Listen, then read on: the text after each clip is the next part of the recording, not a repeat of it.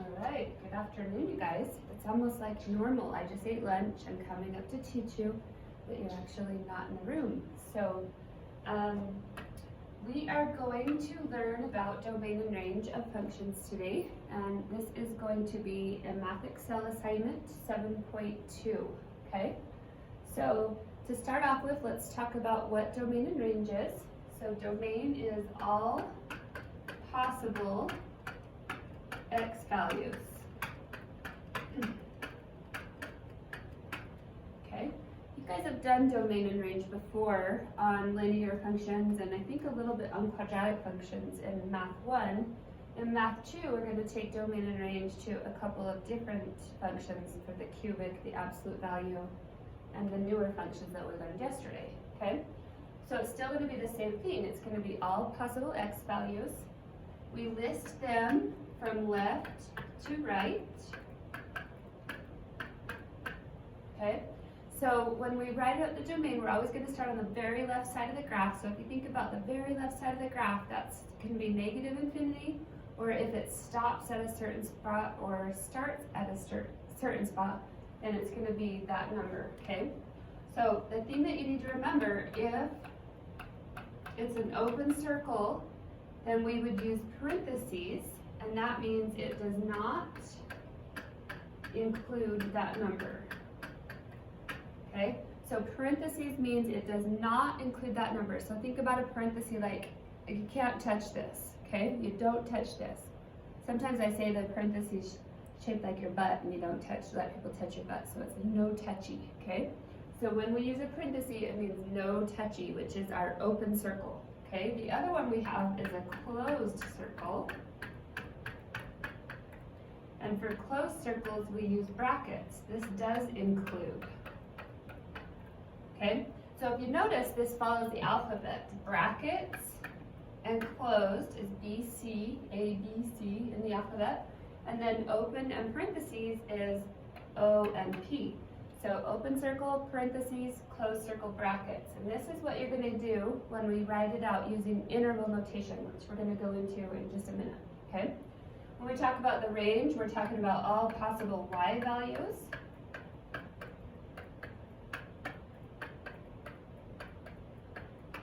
Okay, and when we talk about the y values, we're going to go from the very bottom of the graph up to the top of the graph. Okay, so when we list our range, we always start at the bottom and move towards the top using the graph that we see. Okay, so interval notation. This is if I have, for example, if I have y is greater than or equal to 3, okay? So this is our number line that we're used to seeing. So on a number line, I would have a closed circle at 3 to show that this started at 3. And then greater than 3 means any number on the number line that's bigger than 3. So I'm going to go towards this way. And you'll notice that the way the arrow points is the way that you shade, okay? If you have a variable on this side. So to change this from my inequality to my number line to interval notation, I'm going to start here. If you remember a closed circle, remember it starts with a C, so it's going to be a bracket, 3, and then we go to infinity. Infinity is like we keep trying to get there, we keep trying to get there, we keep trying to get there, but we can never touch infinity. So we always use parentheses for infinity, okay? Always use parentheses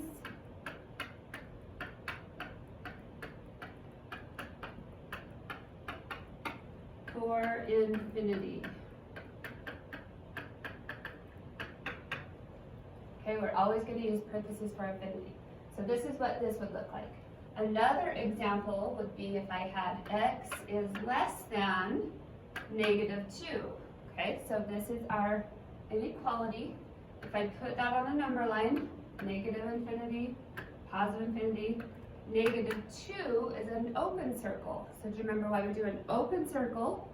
Is because it doesn't have the line underneath it. So that would mean it does not include, so no touchy. Okay? Any number smaller than negative 2. So notice the arrow's pointing this way this time, so I'm going to go this way this time. So when I write that out, my domain would be negative infinity to 2 with an open circle. So what I'm saying is that any value between negative infinity and negative 2 will work for this expression, okay? And then the last one is if you have something like this, x squared is just like a big smiley face, right? So when we look at x squared, I want you to imagine you're holding a string like this. It's a big string that's a U, okay? So you're holding it, and then you're straightening it all the way out, okay? So you'll notice that the whole string just goes all the way straight like this. And so if I put that onto a number line, negative infinity to positive infinity, then every single number would be covered on that straight line, okay? That string would fold out and turn into a straight line. So the domain would be negative infinity to positive infinity. So that would be where it didn't start or stop, it just had the arrows, okay? So we're gonna do this, we're gonna do some practice with some graphs and with some equations. So to start off with, we've got a graph, okay?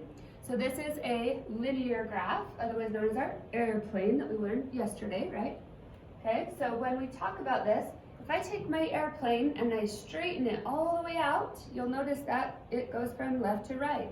So if I drew a number line, it would cover everything on the number line. So my domain would be negative infinity to positive infinity, okay?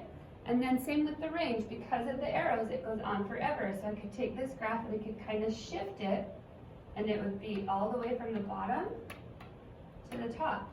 So you'll notice on these graphs, if they have these arrows, and you can draw a continuous line straight along there, then that's going to be negative infinity to positive infinity for both domain and range, because it goes on forever, both left to right and bottom to top, okay?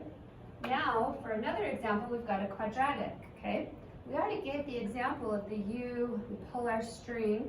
So this domain is going to be negative infinity to positive infinity, okay? But the range is not going to be, because what I can do here is I can draw a line right here at the bottom of the graph, and I'm going to look at this line that I just drew at the bottom of the graph, and I'm going to say, is that graph above the line, or is the graph below the line? Okay, so above the line, because it's all right here, right? So if I was writing this range out, I would say y is above, so greater than, and it's actually touching right there, so greater than or equal to that value of negative 3. If I take that and I put it on a number line, it's a closed circle. Because of the line underneath, we do a closed circle, okay? And then it's greater than, so it's going this way towards infinity. So when I write my range using interval notation, it goes from negative 3, and it's a bracket because it's closed, to infinity, okay? So when you're doing your domain and range of this type of thing, you want to look and say, draw a line at the bottom of the graph or the top of the graph, and then create where the graph is above or below. So this graph was all above, so I used the y value. This had an equal to underneath because it was an actual point on the graph. I didn't see a big hole right there. Okay, it was a point on the graph. So I do a closed circle, which gave me my bracket. It said greater than, which points this direction. So that goes towards infinity, and then that goes negative 3 to infinity. Okay? All right, so this is an example where you have to watch on this one, because you need to check your open and closed circles. Okay? You need to check those open and closed circles, because that's where this graph is going to start and stop. It doesn't have arrows like the other ones did. The other ones had arrows at the ends. Okay, I'll show you again. See the arrow at the end and the arrow at the end, so it went on forever. This one does not. This has an open circle right here and a closed circle right here. This is actually a closed circle as well, because it's a point on the graph. Okay, the only time it would be an open circle is if it had a big open circle like this one does. And you could probably see it a little bit clearer on your guided notes. Okay, so when I talk about the domain, what I'm going to do here is I'm going to draw a box, okay? So I'm going to take this and I'm going to draw a box. This is the farthest left. Oh, this board is off a little bit. This is the farthest left that this graph goes, okay? This is the farthest left, and this is the farthest right. This is the top, and this is the bottom. So what I've done is I've created this box, okay? And then this is the left side. So if I want to figure out what that left side is, I can look at that and say that's -3. That's an open circle. On the right side, it's a +3, and it's a closed circle. So my domain is going to go -3 because it was an open circle, +3 because it was a bracket, and it didn't stop in between. It went all the way connected, all the way connected. So it doesn't stop in between, okay? And then the range, now the range, if you remember, goes from the bottom of the graph up to the top. So if I look at the bottom of my box, how many spaces down is the bottom of the box? -5. Is that an open circle or a closed circle? So I look over here, that's an open circle right there at -5. So that's a parenthesis at -5. And then it goes up to the top of my box, which is at 2. And that was a closed circle, so it's a bracket. Okay? So that's how you do it when it has those parentheses and brackets using the open or the closed circle. All right, we just have 2 more examples, I think. So example 4, this is a square root graph. We know a square root graph is a teapot, right? So it's going to start at one spot and then it's going to spout out to the other side. Your job is to figure out, is that spouting off to the right or is that spouting off to the left, okay? We can do the same thing on this one that we did on the other one, where we draw a box. So if I draw a box around this graph, I'm a little too low here, then I'm going to go right this, and this is going to go really forever, right? If you look at that, because it has an arrow. So this is going to keep going up forever. Even though you don't see that, it does go to infinity. So the starting point of the graph is right here on the left. And I count those, 1, 2, 3, so -4. And then it goes forever to the right. So that would be infinity, okay? Then for the range, we do the bottom of that box is at 0. The graph is right on the x-axis. It didn't move up, it didn't move down, it was right at 0. So the range is 0, and then it goes up forever, okay? So that's what a square root graph looks like.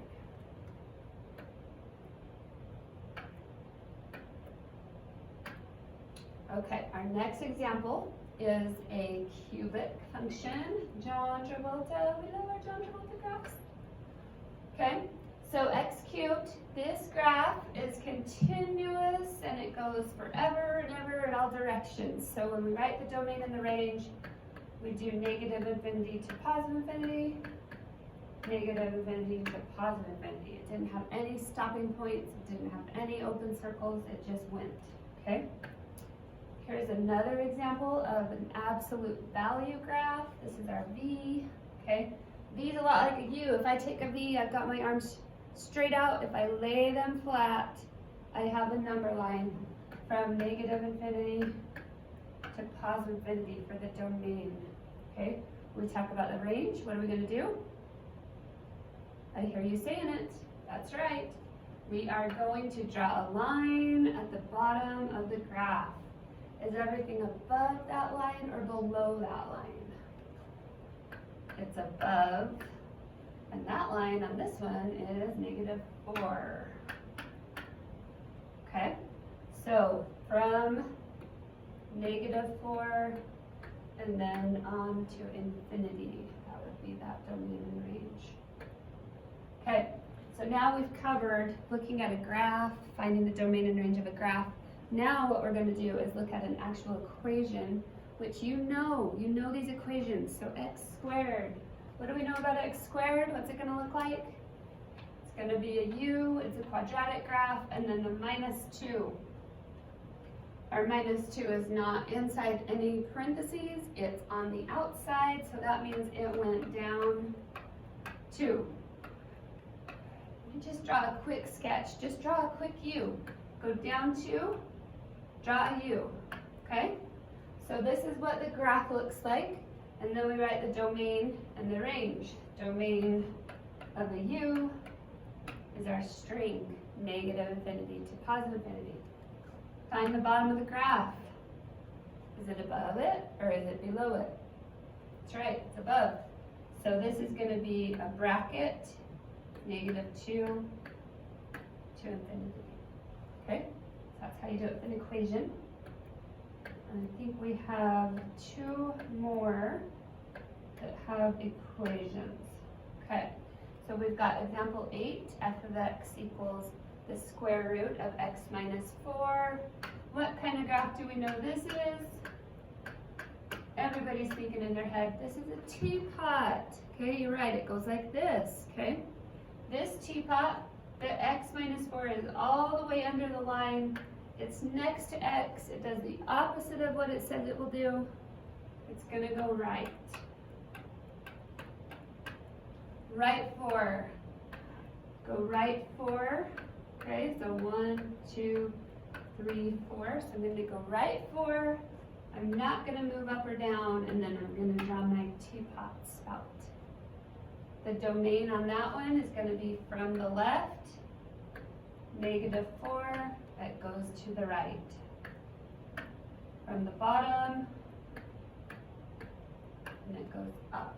So it starts at 0 at the bottom, and then it moves up from there. Okay, our last example, save the best for last. Absolute value. First of all, we start off with this negative. The negative in front of the whole equation. Remember, this is our A value that we learned in 7.1. So A is negative. When you have a negative right here, it's an x-axis reflection. Okay, so I'm going to take my V, and it's normally a V like this, and I'm going to upside down. It's sad. Okay, remember, negative is sad. It's upside down. Okay, the x minus 3, this is with x. X minus h. What way does x minus h move? Minus is opposite of what you think. So it's going to go right 3 units, and then up 4. Okay? So whenever we do these graphs, we always move right and left, and then we flip. So if I go right 3 and up 4, so right 3 and up 4, I put my vertex, and then there's an x-axis reflection, so I go upside down. That's a sketch of the graph. I did not put the intercepts in this exact same spot that they will be in, but I don't need to know that for domain and range. All I need to know is that it's upside down. When I do my range, that's going to matter. Okay? So domain, this is just like a U or a V. Our domain is always going to be negative into positive infinity, because I can always straighten it out to a straight line. Okay? Now if I draw the top of the graph is at 4. My y value is 4. And notice the whole graph is below that line, right? Everything's below the line 4. It's not above the line at all. It's all below. So I'm going to start at the very bottom of the graph, way down here. That's going to be negative infinity. And it's going to go up until 4, and then it's going to stop. I'm going to put a bracket in there. Okay? So that'll give you some good notes and examples to get going on that 7.2 assignment. If you have any questions, email me or use the group me. Okay, thanks.